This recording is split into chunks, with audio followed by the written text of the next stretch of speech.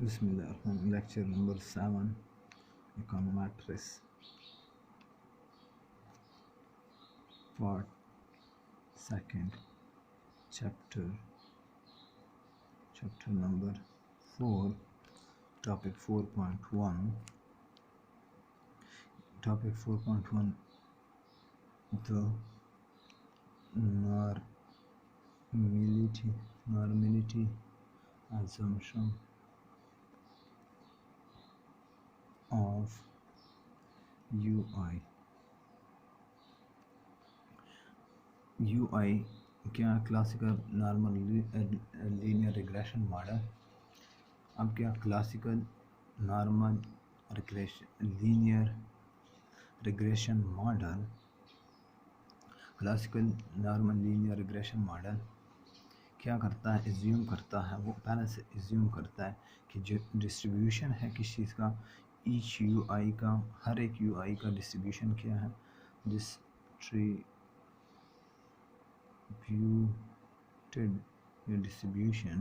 क्या वो नॉर्मली है। नॉर्मल डिस्ट्रीब्यूटेड किस कौन से डिस्ट्रीब्यूशन क्या है कि मीन क्या हो एरर टर्म का मीन क्या हो, expected U I is equal to 0, variance किस चीज़ का, variance of error term U I minus expected U I whole square is equal to expected U I square. ये हमने प्रीवियस भी कुछ पढ़ा होगा। Is equal to sigma square में होमोस्किडास्किटी हो, और covariance of U I and U J किस चीज़ के बराबर हो, 0 के बराबर हो। Mean there is no auto correlation between this variable. Error term के दरमियान कोई भी ऑटो कोरिलेशन ना हो। ये क्या, ये फिर हम उसको क्या कहते हैं, एरर टर्म को जो कि ये हो फिर नॉर्मल डिस्ट्रीब्यूटेड है। ये नॉर्मल डिस्ट्रीब्यूटेड के assumptions हैं 1 2 3। यू आई एरर टर्म है, ये जो सैम्पल है, दिस सैम्पल शो नॉर्मलिटी या नॉर्मली डिस्ट्रीब्यूशन ऑफ किस चीज़ का, एरर टर्म का। और ये जो n stand for normal distribution, और जो n है वो डिस्ट्रीब्यूशन के लिए, sorry this sample for distribution and normal distributed, और ये एक्सपेक्टेड पहला मीन के लिए, मीन की वैल्यू 0, और ये होमोस्किडास्किटी। तो ये क्या, ये एक शो करना है किस चीज़ के लिए, एरर टर्म की नॉर्मल डिस्ट्रीब्यूशन की। अब इसी एरर टर्म की क्या एक और वो है, यू आई इज दिस क्या, एन आई डी इंटू 0। बाकी तो ये error term sample distribution, normal distribution क्या, आई किस स्टैंड किस लिए होता है, आई स्टैंड फॉर इंडिपेंडेंटली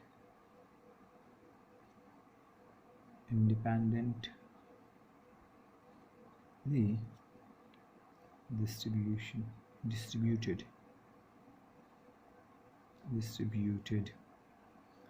क्या नॉर्मल भी हो,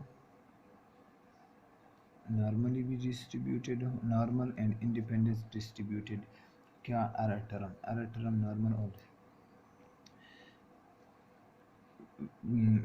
इसका मीन क्या हो, वो 0 हो, या कोवेरियंस 0 हो, मीन वेरिएंस ये दोनों कोवेरियंस 0 हो, और वेरिएंस क्या हो, वो होमोस्किडास्किटी हो। ये assumptions हैं फॉर किस चीज़ के लिए, normal distribution of error term. अब normal distribution of error term हमारे पास नॉर्मल डिस्ट्रीब्यूटेड क्यों होना चाहिए, ये नॉर्मल assumptions, नॉर्मल क्या नॉर्मलिटी assumptions क्यों ज़रूरी हैं कि ये होल्ड करें। क्या ये होल्ड करे, क्या error term why the normality assumptions, क्यों ज़रूरी है कि ये होल्ड करे किस चीज़ के ये एजम्पशंस। इसके सेवरल रीज़न्स हैं, इसके कई रीज़न हैं, लेकिन इनमें 6 reason given in this book. 6 reason क्या रीज़न्स हैं, कितने रीज़न दिए गए बुक में? 6 रीज़न्स हैं।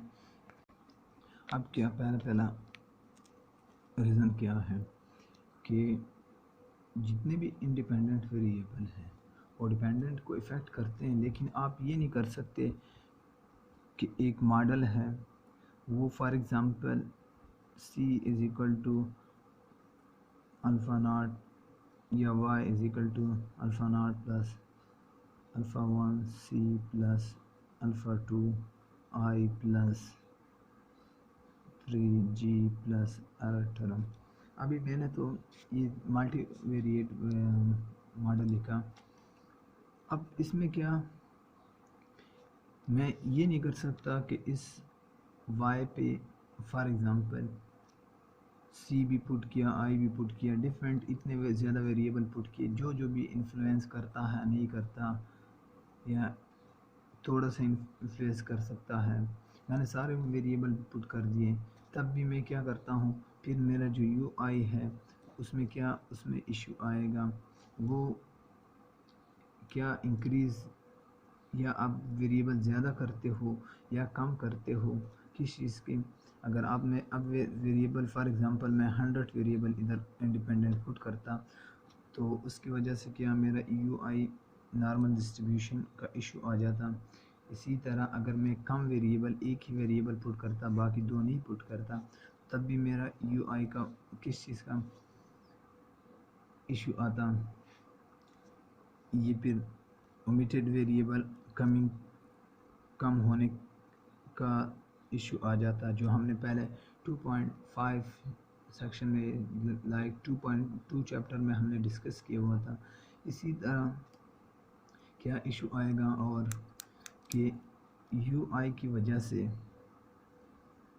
रीज़न ये है कि हम नंबर ऑफ